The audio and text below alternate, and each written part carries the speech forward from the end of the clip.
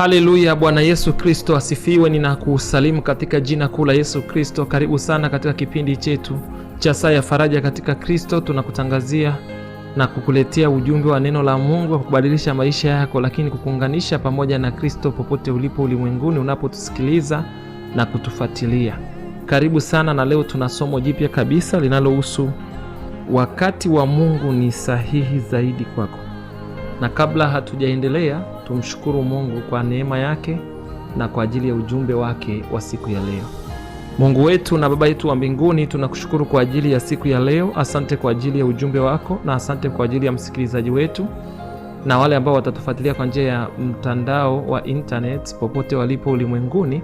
Tunaomba Mungu kapate kugusa kupitia Roho yako Mtakatifu na kuzihuisha fahamu zao ili zipate kuelewa maandiko yote tutakayofundisha, katika jina la Yesu Kristo na kwa damu ya mwana kondoo nimeomba, amen. Na tunaongozwa na neno la Mungu katika kitabu cha Mhubiri ile sura ya 3 mstari ule wa kwanza. Mhubiri ile sura ya 3 mstari ule wa kwanza inasema, kwa kila jambo lina majira na wakati wake, na kila kusudi chini ya jua. Kwa hiyo kwa kila jambo kuna majira na wakati wake, na kila kusudi chini ya jua.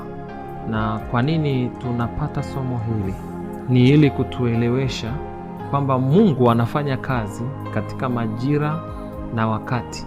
Anafanya kazi katika majira na wakati. Na tumesema tunaongozwa na neno la Mungu katika kitabu cha Mhubiri ile sura ya 3. Mhubiri ile sura ya 3, ukisoma pale Mhubiri sura ile ya 3, kusoma pale mstari wa kwanza, tumesema kwa kila jambo kuna majira yake na wakati, kwa kila kusudi chini ya mbingu. Na sisi somo letu linasema wakati wa Mungu ni sahihi zaidi kwako.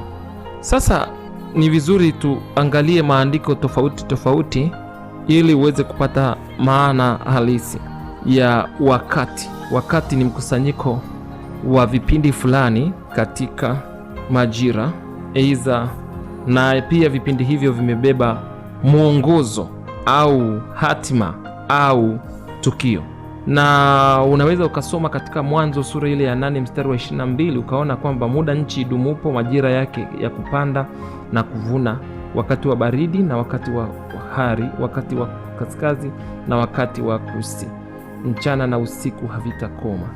Kwa hiyo cha muhimu sana tunachotaka kuona ni tuangalie wakati wa Mungu kwenye maisha yako una muhimu sana. Kweli wewe ni muombaji, lakini sasa ni vizuri ukafahamu kwamba Mungu anajibu kwa majira na kwa wakati wake.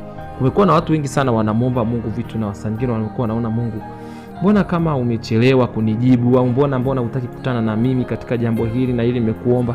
Ni sawa, lakini sasa ukimwomba Mungu kitu ni lazima ujue kwamba yeye kama kuna ambacho atajibu kwa sasa, lakini kuna ambacho atajibu kwa wakati ambao yeye ameupanga kule mbele. Yaani anaweza kujibu baada ya mwaka mmoja, anaweza kujibu baada ya miezi miwili, anaweza kujibu baada ya miaka 5 au hata miaka 10 ikibidi. Lakini Mungu ana makusudi mazuri. Kwa hiyo wakati wa Mungu ni sahihi zaidi kwako. Ni kweli unaweza ukaenda kwa watumishi wengi wakakutabiria kwamba naona unabarikiwa, naona unaendesha labda magari, naona utakutana na miujiza yako, unapata hiki. Lakini sasa inapofika wakati unatazama maneno yote uliotamkiwa na wale watumishi bado hayajatokea kwenye maisha yako, na haujaandaliwa kwamba neno lina tabia ya kuishi na kuzaliwa, itakuletea shida na mzigo zaidi. Ni vizuri ukafahamu kwamba pamoja na kuomba, pamoja na kuombewa, kuna wakati wa Mungu ambao ni sahihi katika kujibu hicho ulichokiomba, na kuna wakati wa Mungu wa kukubariki. Kuna wakati wa Mungu wa kukuandaa. Kuna wakati wa Mungu wa kukuandaa na kuna wakati wa Mungu wa kukubariki. Na kinachotangulia kwanza sio baraka, ni maandalizi. Baraka zinazokuja kwa mtu bila maandalizi zitamwangamiza.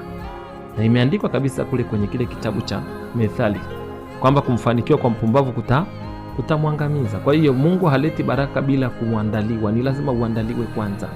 Na wote wanaosikiza kipindi hiki na wafahamu kabisa, pamoja na kuomba, pamoja na kuombewa, pamoja na kufunga na kuomba, hebu kubali kabisa wakati wa Mungu utimizwe kwenye maisha yako. Na ukikubali wakati wa Mungu utaona mambo yakitokea mazuri zaidi kwenye maisha yako, kwa sababu Mungu atafanya.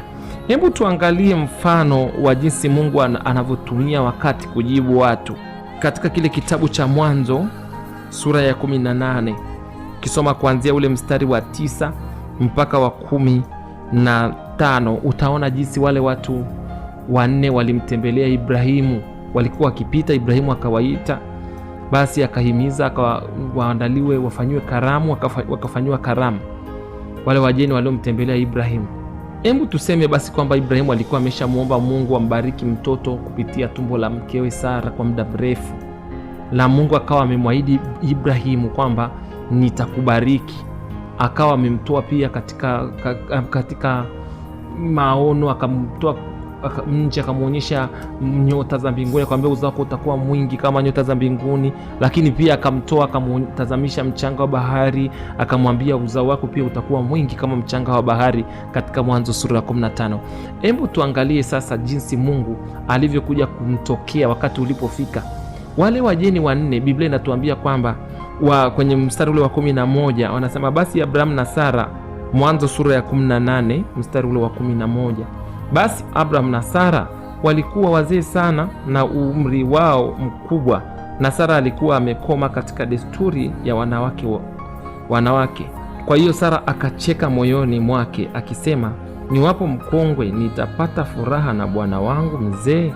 Sasa ukisoma katika mstari wa 14 katika Mwanzo sura ile ya 18 mstari wa 14, unaona wale malaika walijibu, kuna neno gani lilo gumu la kumshinda Bwana? Kwa muhula wake nitakurudia wakati huu mwakani, na Sara atapata mwana wa kiume.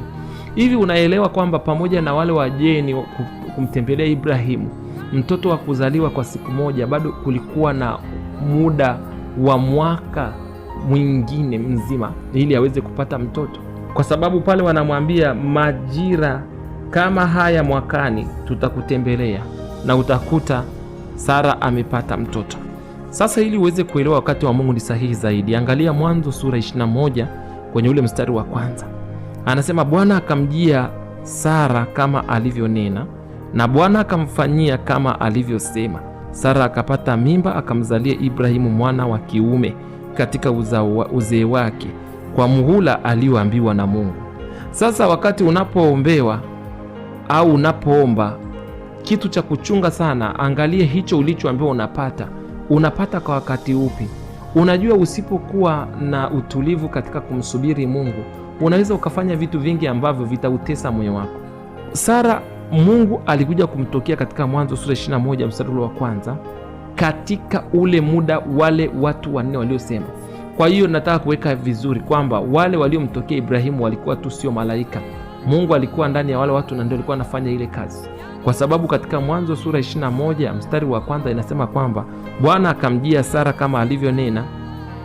Kama alimjia Sara kama alivyonena, maanake kwenye Mwanzo sura ya 18 aliyekuwa anaongea pale ni Mungu, na kwenye Mwanzo sura ya 21 mstari wa kwanza akamjia, maanake alimjia Mungu, alimjia mara ya pili kwenye ule muda aliosema. Kwa hiyo muda ni kitu cha muhimu sana katika ulimwengu wa roho, hasa unapokuwa unaomba.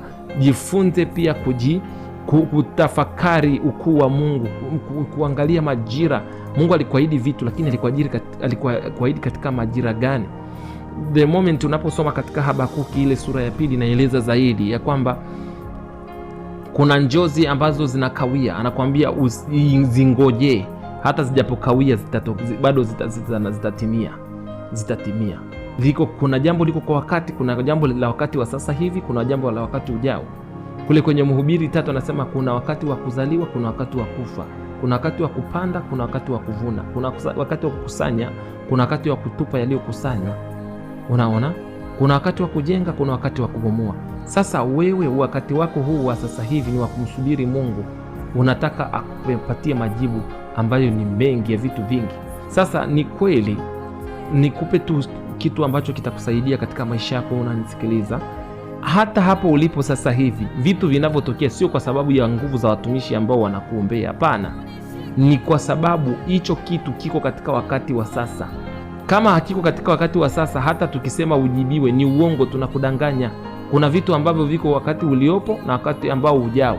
Sasa ukiona mtumishi amekuombea kitu kikatokea, sio kwamba yeye ana nguvu ya Mungu kuliko labda wengine waliokuombea. Hapana, ni kwamba kile kitu ambacho mmekiombea katika majira ya Mungu au katika kalenda ya Mungu kilikuwa kijibiwe wakati huo huo mnaoomba. Kwa hiyo kama sio wakati wa Mungu wa kujibu hicho kitu, bado kutakuwa na muda wako ambao ni wa kusubiri, na usiogope kusubiri, kwa sababu majira ya Mungu ni sahihi zaidi kwako. Yawezekana uko mahali unaumwa na kuna watu wamekuwa wakikuombea, wanakuambia upone, we mzima. Kweli unasikia kupata unafuu, lakini ile hali inarudi. Unasema kwa nini sasa inarudi, na wakati nimetoka kuomba sasa hivi na zaidi ya watumishi 3 wameniombea, wananitabiria. Mpaka sasa umeanza kuogopa, hata watu wakikwambia unaendeleaje, unasema tu uongo, niko mzima. Kumbe una maumivu, unaogopa. Kwa nini? Kitu kirahisi ambacho kitakusaidia zaidi ni kukiri maneno nitakao kuambia. Mtu akikwambia unaendeleaje baada ya kukuombea, wewe zikiri nguvu za Mungu na uweza wake. Sema nguvu za Mungu za uponyaji zinafanya kazi ndani yangu bado. Kwa sababu kama nguvu za Mungu za uponyaji zinafanya kazi ndani yako bado, manake kuna vitu vinarekebishwa kwenye mwili wako na nguvu za Mungu. Kuna vitu vinaondolewa, kuna vitu vinaumbwa. Hivi unajua Mungu ni mfinyanzi. Mfinyanzi hawezi kufinyanga chungu kwa muda wewe unaompa. Ana muda wake wa kufinyanga polepole polepole polepole polepole mpaka kile chombo kinakuwa sasa chombo. Ukisoma katika Isaya 41 mstari wa 15 anasema kwamba tazama, nitakufanya kuwa chombo kipya. Kama anafanya, kuna muda wa kukifanya. Kwa hiyo vyote ulivyoomba sio kwamba Mungu hajasikia, amesikia. Lakini sasa kubali akujibu kwa wakati aliokusudia, ina maana zaidi kwako. Kuna mambo mengi unamfosi Mungu ayajibu sasa hivi, lakini akikujibu pia sasa hivi, huenda unaweza ukamwacha. Unaweza kukuta hujakomaa kiroho, hujakomaa kiimani, lakini naomba sio ombi sasa kwamba usijibiwe, lakini unafosi Mungu ajibu vitu vingi. Hebu fikiri sasa hivi yupo mtu mahali ananisikiliza, anaomba gorofa, apate gorofa. Ana miaka 18 anaomba apate gorofa. Mungu anaona kabisa kwamba anaweza kukubariki hicho kitu, lakini kakutengenezea vita. Kwa sababu watu wataona una gorofa sasa hivi, halafu hawajui unachofanya ni nini ukapata hiyo hela ya kujenga gorofa. Kwa hiyo anaona kabisa hicho kitu unachoomba anaweza kukupa, lakini kitakuinulia vita ya maneno na wewe utaweza kuhimili. Na kuna watu wengi wananisikiliza kweli, Mungu aliwabariki pesa fulani, wakakimbia wakaenda kujenga nyumbani kwao. Kumbe wanaona kabisa kwamba wanasifiwa, kumbe wanatengeneza vita. Familia ile ile itainuka kukusema vibaya kwamba umejiunga na kuzimu, ndio maana unajenga. Kwa nini? Ungemuuliza Mungu, kiasi hichi cha fedha ulichonibariki nifanye nini? Kuna baraka, kuna Mungu anazopitisha kwenye maisha yako. Kuna watu hawapaswi kuzijua kwa wakati huu, watafahamu baadaye. Mungu anajua kabisa kwamba watu wanatakiwa wakae kwa upendo, kwa amani, lakini sio kila mtu anafaa kushirikisha jambo lako. Kwa hiyo hebu muombe Mungu akupe neema ya kujua kutumia majira na wakati wake kwa usahihi, lakini pia ya kujifunza kumsubiri yeye ajibu kwa ule wakati aliokusudia. Na ukiweza hivyo, mafadhaiko, hofu, kukata tamaa kutaondoka. Asante Mungu wa Ibrahimu, wa Isaki na Jacobo, kwa sababu ya msikilizaji wetu. Tunaomba umpe neema ya tunda la subra, akusubiri. Kusubiri ni neema kubwa. Tunaomba achilia neema. Nyakati hizi tumekuwa na tatizo kubwa sana la kutaka vitu papo kwa papo. Tumekuwa hatuna subira. Tumekuwa ni watu wenye haraka mbele za Mungu. Tumekuwa hatuna utulivu kama watoto wako. Tunaomba Mungu mwenye nguvu, utupe neema ya kujua kwamba kila tunachoomba unatusikia, na kama unatusikia basi tunazo zile haja tulizoomba. Katika jina la Yesu, ninajua wapo wengi ambao wameomba maombi yao na wanatamani kukutana na wewe. Naomba tunapoendelea na kipindi hiki, Mungu, wengine ambao majira yao yamefika kujibiwa wakakutane na majibu yao. Wale wengine ambao basi bado, basi Mungu mtakatifu, na usiwaache, bali sasa wape ile roho ya uvumilivu na roho ya subira wa kusubiri kwa majira na wakati wako uwajibu, na Mungu kapate kuwapa furaha ya moyo kama ulivyosema katika Zaburi ya 37 mstari wa 4, na utajifurahisha katika Bwana na yatakupa haja ya moyo wako. Nasi tunajua furaha ya Bwana ndio nguvu zetu. Naomba furaha iachiliwe juu yake, hata kama hajajibiwa. Mpe furaha, ajue kabisa kwamba wewe sio bubu. Wewe ni Mungu ambaye unajibu kwa majira na kwa wakati wako. Amen. Asante kwa kutufuatilia. Unaweza kuwasiliana nasi kupitia namba 0759044115 Ikiwa una jambo la ushauri au unahitaji maombezi zaidi au unahitaji kusapoti kipindi hichi kiendelee kuwa hewani kwa njia matoleo, tumia namba zinazopita hapo. Hadi wakati mwingine, Mungu akubariki sana.